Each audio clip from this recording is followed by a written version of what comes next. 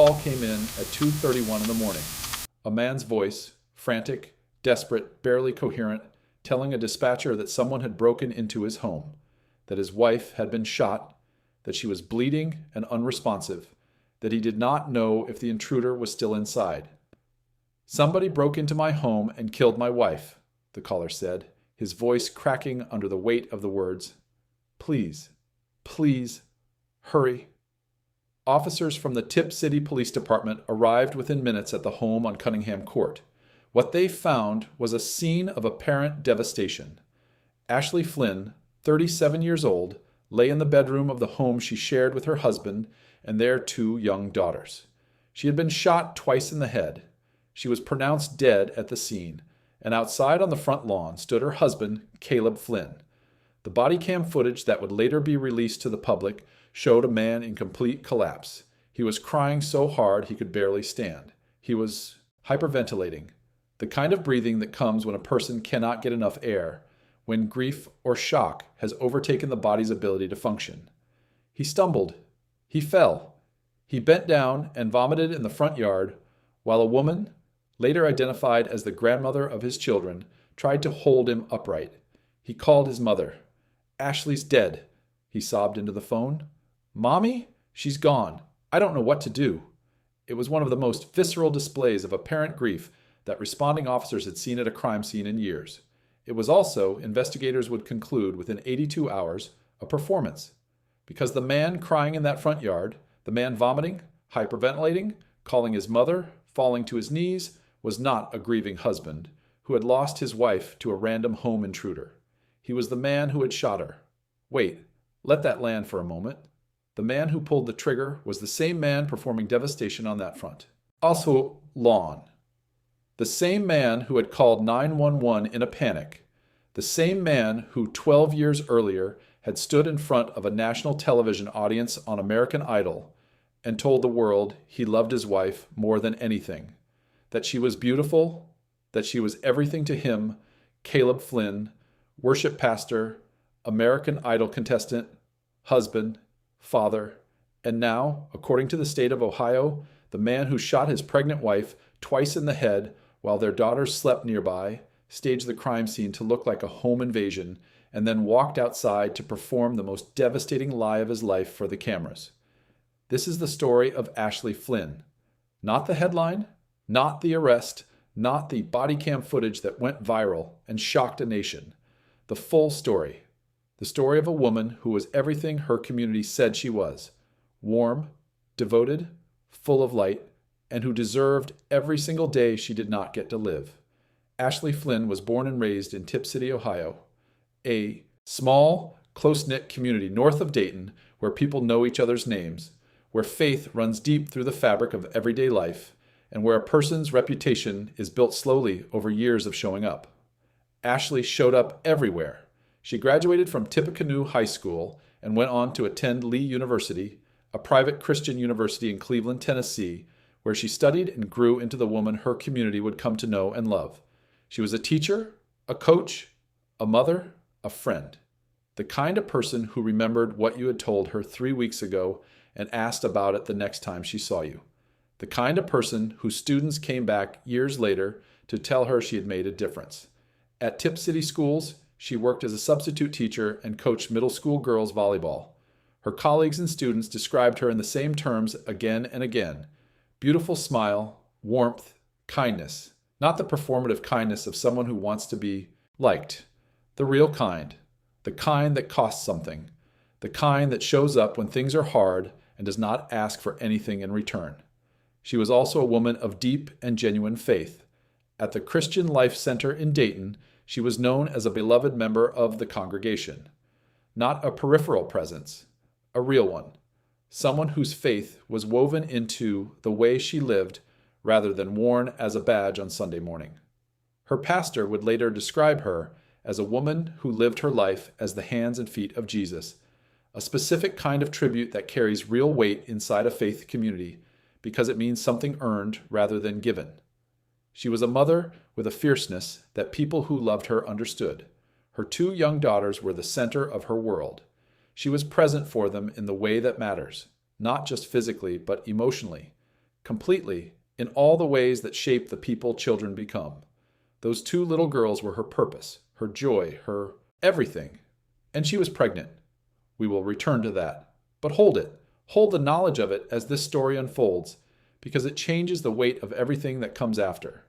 Caleb Flynn grew up in the same world as Ashley, a world of faith and music and Christian community where certain things were expected and certain things were sacred. He attended Lee University, where he studied pastoral and music ministry. He had a voice, a real one, the kind that carries in a room and makes people stop what they are doing and listen. Music, he would say later in every interview, was all he knew. It was what he lived to do. He became a worship pastor, a specific role within Christian ministry that places music at the center of a congregation's spiritual life, leading people in song, creating the atmosphere in which a community of believers opens itself to something larger than itself. It is a role that requires presence, warmth, the ability to draw people in and make them feel safe. Caleb Flynn was apparently very good at it. He and Ashley married sometime before 2013. By the time he stood in front of the American Idol cameras, he spoke about her with the kind of enthusiasm that makes people watching at home smile. He said she had nudged him to audition. He said he loved the Lord and he loved his wife more than anything in the world. He said she was very, very pretty, and then he stopped mid-sentence, overcome by what appeared to be genuine feeling. He compared her to Carrie Underwood. He told the interviewers that if Ashley dyed her hair blonde, she would look just like her. Millions of people watched that clip. They thought they were seeing a man in love. They were seeing a performance. Whether he knew it was a performance at the time is perhaps the most disturbing question this story raises. But we are getting ahead of ourselves. Caleb did not make it far on American Idol. He was cut before the live rounds. He went back to Ohio, back to Ashley, back to the life of a worship pastor and a husband and eventually a father. From the outside, the Flynns looked like everything a Christian family in small-town Ohio is supposed to look like. Faith, community, children, a home, a future. And then came February 16th, 2026. Here is what the evidence and the subsequent investigation suggest happened in the early morning hours of that Monday.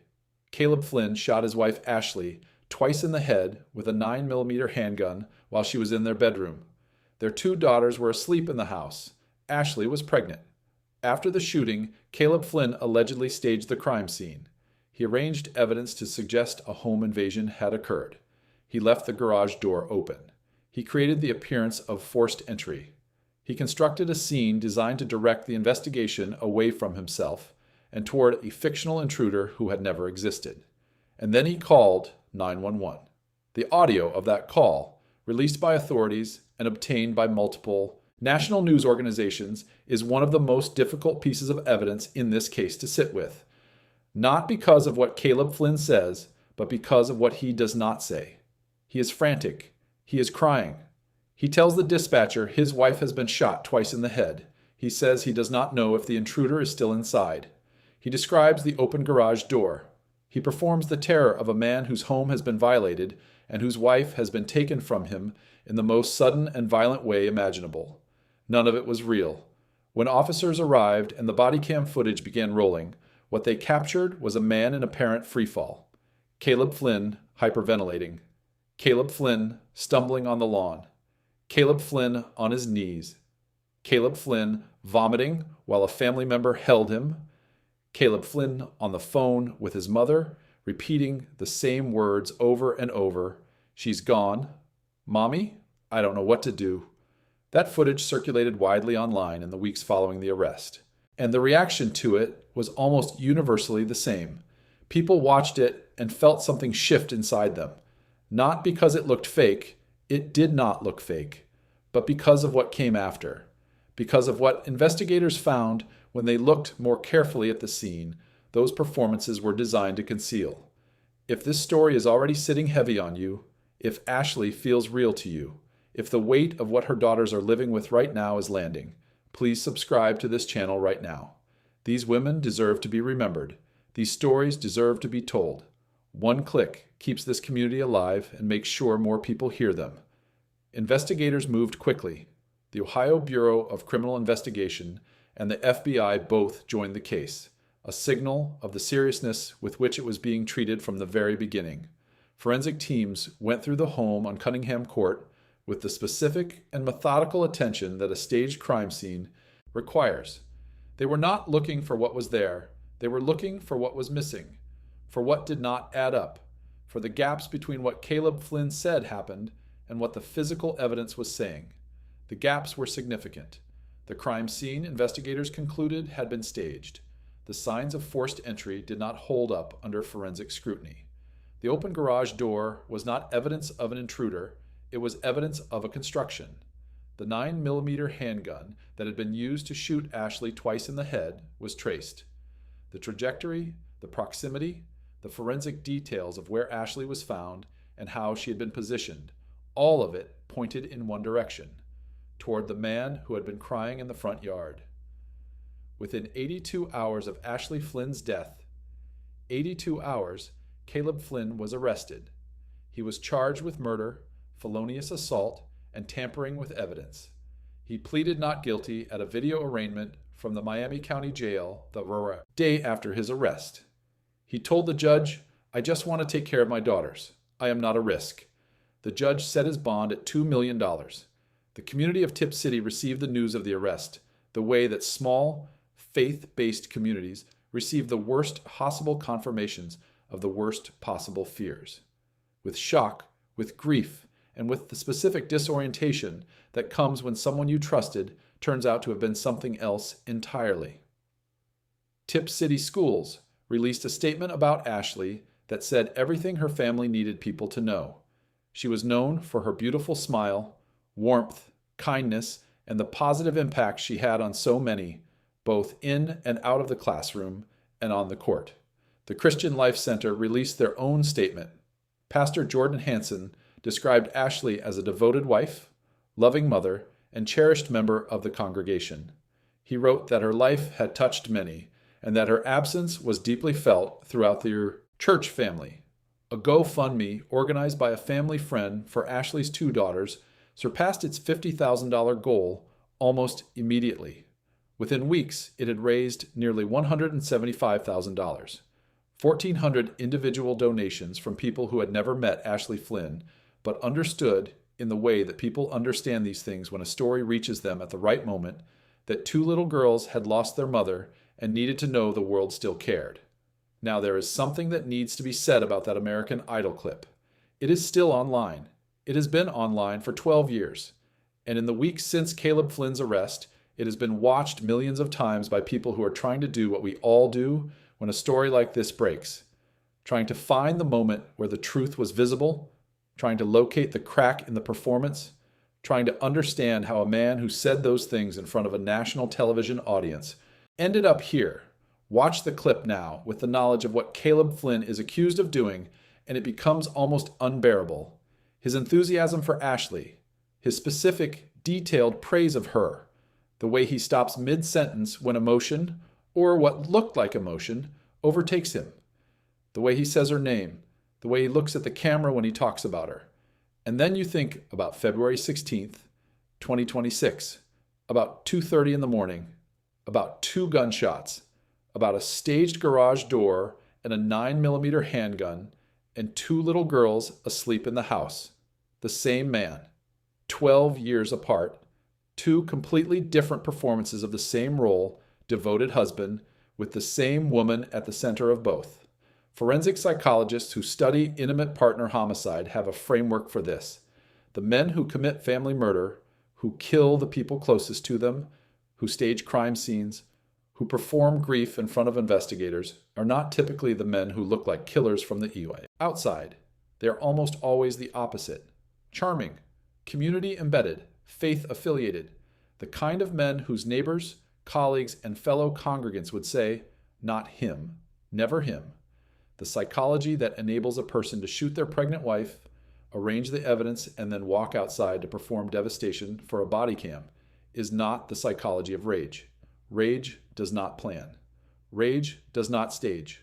What investigators describe in cases like this is a specific and chilling capacity for compartmentalization. the ability to hold two completely separate versions of reality in the mind simultaneously and move between them without apparent difficulty. The man who loved Ashley on American Idol and the man who allegedly shot her in their bedroom may not have felt like the same man to Caleb Flynn. That is the most disturbing possibility of all, that the performance of love was real enough to him in the moment he was performing it, and that it meant nothing at 2:30 in the morning on February 16th. Now like this video for Ashley, 1 second. One small act of saying her name matters, and her story deserves to be heard by as many people as possible. And then there is the pregnancy.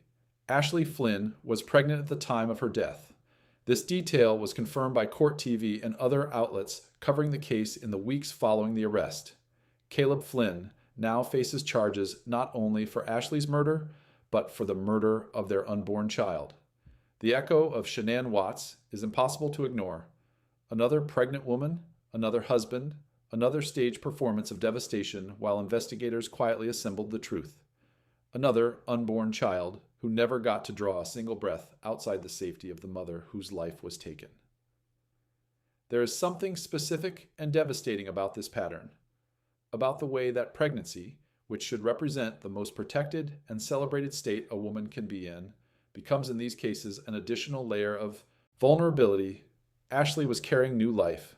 She was planning a future that included that child, and the man who was supposed to be her partner in that future is now charged with ending it all. Ashley's family released a statement through a spokesperson that described her as someone who brought endless light to the world. Her online obituary says she was a shining light of joy to all who crossed her path, effortlessly encouraging others along the way. Her kindness and spirit touched countless lives, often in ways she never even realized. That is not the language of a press release. That is the language of people who knew her, people who watched her live and could not believe she was gone, people who are now trying to hold the enormity of what has been taken, not just Ashley, not just the baby, but every morning and every game, and every graduation, and every ordinary Tuesday that should have been ahead of them all. As of the writing of this script, Caleb Flynn's case is moving through the Ohio court system with significant urgency. On March 19th, 2026, a Miami County grand jury indicted him on 11 charges, including aggravated murder, 3 counts of murder, 2 counts of felonious assault, 3 counts of tampering with evidence, and 2 counts of intimidation of an attorney, victim, or witness in a criminal case. His bond was raised from $2 million to $3.5 million at the arraignment. He has been ordered to have no contact with his 2 daughters as the case proceeds. If convicted on all charges, Caleb Flynn could face a life sentence without eligibility for parole. A pretrial hearing is scheduled for March 30th, 2026, just days from now as this video goes out, which will determine the next steps in the legal process.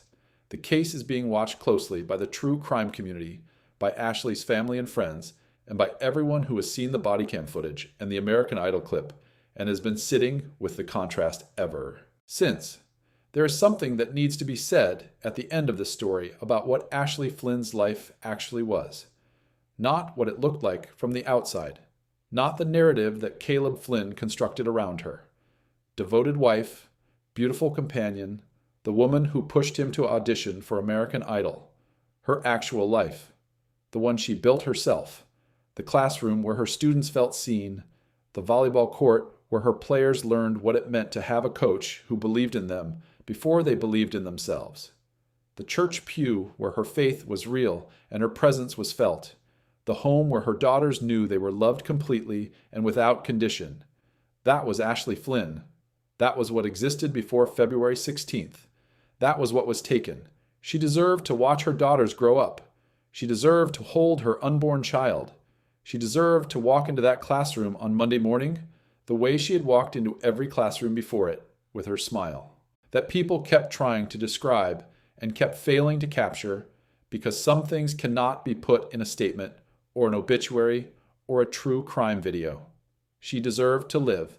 If Ashley's story has stayed with you, if you have felt the weight of what her daughters are carrying right now, if the American Idol clip and the body cam footage and the staged garage door have left you with something you cannot quite put down, share this video. Share it for Ashley. Share it for her daughters. Share it for every woman who has ever trusted the person who turned out to be her greatest danger. Subscribe to this channel if you're not already part of this community. Leave a comment below. Tell us what moment in this story hit you the hardest. Was it the 911 call? Was it the American Idol clip? Was it the pregnancy? Was it the daughters sleeping in that house? Tell us. These conversations keep Ashley's memory alive. They push this content to more people who need to hear it, and they remind the world that behind every arrest and every headline and every body cam clip is a real woman who deserves so much more.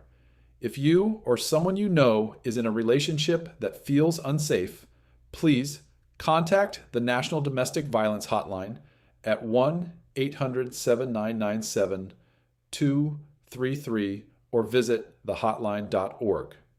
The pattern in this case, the public performance of love, the private reality of danger, is one of the most important things to understand about intimate partner violence.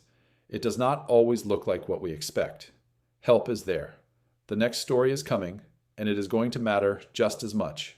Rest in peace, Ashley Flynn. Rest in peace, little one. The world is still learning what it lost when it lost you both.